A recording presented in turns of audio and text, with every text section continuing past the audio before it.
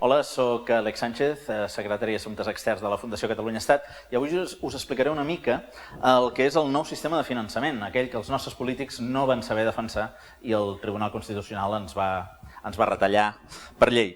Només explicar que la idea era que, aprofitant el desgast polític de Catalunya, totes les comunitats, les 17 comunitats autònomes espanyoles, podrien millorar el seu nivell de vida, la seva manera de viure en conjunt. El que va passar és que això es va quedar en una realitat comptable.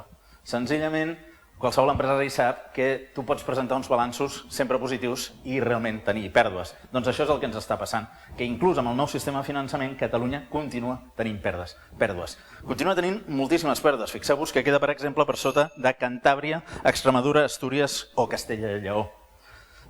És claríssim en aquesta gràfica. Catalunya, que aporta moltíssim, queda absolutament retallada, aquest tros, després del finançament, després d'enviar els diners a Madrid i que ens tornin el que bonament volen.